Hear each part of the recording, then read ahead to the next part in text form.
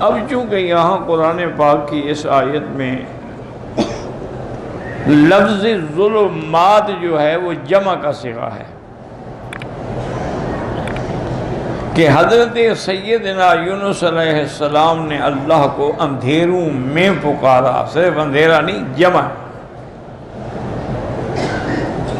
اس لیے حضرت ابن مسعود رضی اللہ تعالی عنہ فرماتے ہیں کہ یہ جمع کا صیغہ اس لیے ہے کہ ایک تو مچھلی کے پیٹ کا اندھیرا،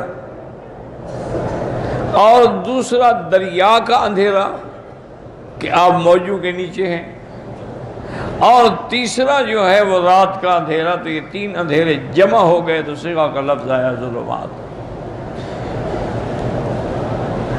اسی طرح آپ قرآن پاک میں دیکھیں کہ اللہ ولی الذین آمنوا یخرجہم من الظلمات الی النور، وہاں بھی ظلمات جمع کا صیغہ ہے کہ اللہ مومنوں کے دوست ہیں، ان کو نکالتے ہیں اندھیروں سے نور کی طرف۔ نور مفرد ہے، ظلمات جمع ہے، کیونکہ نور سے مراد ایمان ہے اور ایمان تو ایک ہی ہے، اور ظلمات جمع ہے کہ جو کفر کے اندھیروں میں ہیں، کوئی بتوں کی پوجا کر رہا ہے، کوئی چاند سورج کی پوجا کر رہا ہے، کوئی جانوروں کی پوجا کر رہا ہے، تو اس لیے وہ اندھیرے ہیں۔ تو وہاں بھی ظلمات جمع کا صیغہ ہے۔ والذین کفروا اولیاؤہم الطاغوت یخرجونہم من النور الی الظلمات، وہاں بھی تو جہاں جمع کا صیغہ ہوگا تو لازمی بات ہے کہ وہاں کئی اندھیرے ہوں گے۔ وہ مچھلی آپ کو لے کے چل رہی ہے، پانی کو چیر رہی ہے، وہ انتہا دریا کی انتہا پہ پہنچی۔ اب یونس علیہ السلام نے سنا کہ وہاں جو پتھریاں ہیں، کنکریاں ہیں نیچے، وہ اللہ کی تسبیح کر رہی ہیں، کیونکہ اللہ کی تسبیح تو ہر چیز کرتی ہے۔ وَإِن مِّن شَيْءٍ إِلَّا يُسَبِّحُ بِحَمْدِهِ، کوئی چیز ایسی اللہ نے پیدا نہیں کی جو اللہ کی تسبیح و تحمید نہ کرتی ہو۔ یہ الگ بات ہے کہ ہم نہ سمجھ سکیں، لیکن ہر چیز تسبیح کہہ رہی ہے۔ انسان ہیں، حیوان ہیں، پرند ہیں، چرند ہیں، جو بھی مخلوق ہے سب اللہ کی تسبیح بیان کرتے ہیں، ہم اس کو نہیں سمجھ سکتے۔ اگر اللہ علم دے دے تو یونس حضرت سلیمان علیہ السلام سمجھ لیتے تھے، لیکن اس میں تو کوئی شک نہیں کہ پتھر ہیں، جمادات ہیں، سب چیزیں تسبیح کہتی ہیں۔ فرماتے ہیں کہ جب انہوں نے سنا فَإِنْدَ ذَلِكَ وَهُنَالِكَ قَالَ، اس تسبیح کو سننے پر آپ نے بھی پھر اللہ کو پکارا کہ لا الہ الا انت سبحانک انی کنت من الظالمین۔ وقال اوف العرابی لما سعی بطن الحوت ظن انہ قد مات، کہ جب یونس علیہ السلام کو مچھلی کے پیٹ میں رکھا گیا انہوں نے سمجھا بس میری موت آ گئی، کیوں اس سے تو اب گویا کہ میں مر گیا ہوں۔ ثم حرک رجلیہ، پھر آپ نے پاؤں کو حرکت دی۔ فلما تحرکت، دیکھا کہ پاؤں تو حرکت کر رہے ہیں، اس کا معنی ہے میں زندہ ہوں۔ سجد مکانہ، اسی جگہ آپ سجدے میں ہوئے۔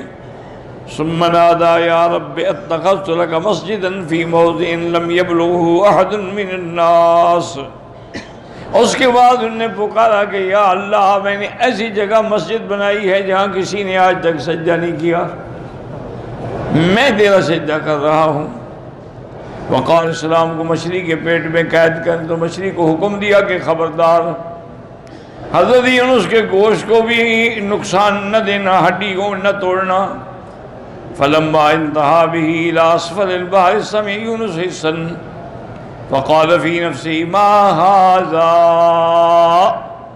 جب مچھلی لے کے آپ کو سمندر کی تہہ میں پہنچی تو آپ نے آواز سنی، انہوں نے سوچا کیا بات ہے۔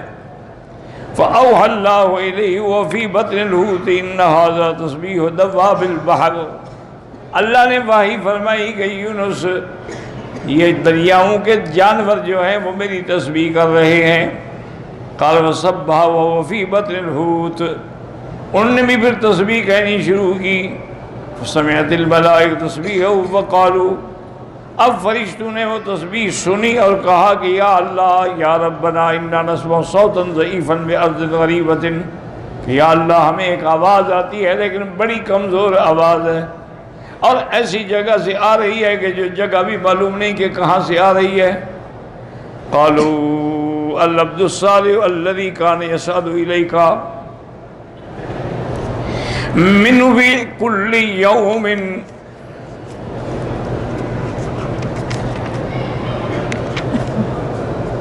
في كل يوم وليلة عمل صالح، قال نعم، قال وشفعوا له عند ذلك فأمر الهود فقذفه في الساحل كما قال تعالى، اور نے یہ بھی کہا کہ ایک بندہ تیرا بڑا صالح تھا جس کے اعمال ہمیشہ اوپر آتے تھے، اب وہ نہیں آ رہے، تو معنی یہ تھا کہ یونس تھے وہ، تو گویا کہ انہوں نے سفارش کی کہ اس بندے کو پھر رہائی ملنی چاہیے، تو اللہ تبارک و تعالی نے مچھلی کو حکم دیا، اس نے آ کر آپ کو ساحل پہ دریا کے کنارے پہ منہ سے نکال دیا۔ کما قال تعالی وهو سقیم، رواہ ابن جریر، وہ سقیم کا معنی ہوتا ہے بیمار، اصل میں اتنا دن جو مچھلی کی پیٹ میں رہے، نہ کھایا نہ پیا، صاف باتیں کمزور تو ہو گئے، تو اللہ تعالیٰ نے ان کے لیے، جیسے کہ انشاءاللہ اللہ کو منظور ہے تو شاید یہاں بھی آ جائے، ورنہ دوسری آیات میں موجود ہے کہ اللہ فرماتے ہیں کہ ہم نے فَلَوْلَا أَنَّهُ كَانَ مِنَ الْمُسَبِّحِينَ، اگر یونس میری تسبیح کرنے والا نہ ہوتا، لَلَبِثَ فِي بَطْنِ الْحُوتِ إِلَىٰ يَوْمِ يُبْعَثُونَ، پھر میں قیامت تک اس کو مچھلی کے پیٹ میں قید رکھتا،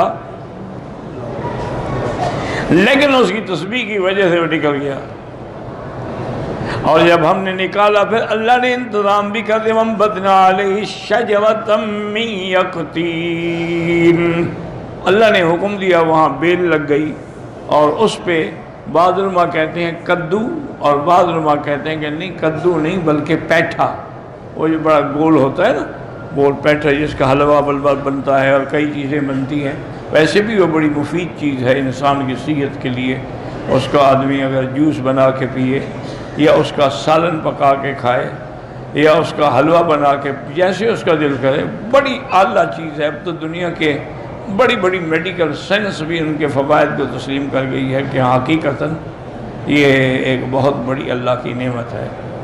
تو اس لیے اچھا جن کا پیشاب کی کثرت ہو، جیسے میرا مسئلہ ہے پراسٹیٹ میں، تو مشکل میرے لیے یہ ہے نا کہ کون بنائے۔ میں ایک دفعہ خود منڈی سے لے کے آیا اور رکھے وہی خراب ہو گیا، بیوی فوت ہو گئی، بہن جو ہے وہ بیچاری صاحب فراش ہے، وہ خود کھانے کو محتاج ہے، اس کے تو منہ میں ہم کھانا دیتے ہیں، نوکر جو ہیں اللہ کا فضل ہے ان کو سب کچھ ہے ماں سوا عقل کے۔ اسی لیے حضرت بخاری رحمۃ اللہ علیہ فرماتے تھے مکی صاحب، جو عقل سے پیدل ہو اور جیب سے خالی ہو وہ ہمارا یار ہوتا ہے۔ کیوں؟ عقل ہوتا تو اپنا کام نہ کرتا، ہمارے پاس کیوں آتا؟ تو ہمارے پاس آتے ہی ہوئی ہیں جو عقل کے پیدل ہوتے ہیں۔ اب اس کو کہو کچھ وہ بنائے گا کچھ، کہو نمک نہیں ڈالنا ہو زیادہ ڈالے گا۔ جب آپ کی آواز پہنچی تو ملائکہ نے پوچھا کہ یا اللہ یہ کس کی آواز ہے؟ اللہ نے فرمایا تم نہیں جانتے؟ انہوں نے کہا نہیں یا اللہ ہم تو نہیں جانتے۔ فرمایا میرا بندہ یونس ہے۔ قالوا عبدك يونس الذي لم يزل يرفع له امر متقبل ودعوة مجابة قالوا يا رب ولا ترحم ما كان يصنع في الرخاء فتنجيه من البلاء۔ انہوں نے کہا یہ وہ بندہ ہے جس کے اعمال اوپر جا رہے ہیں قبولیت کے لیے، جب اس نے اپنے ہر اچھے وقت میں آپ کی عبادت کی آپ اس کو مصیبت سے نجات دیں۔ قال بلا فأمره تفترها في الأراء والله أعلم۔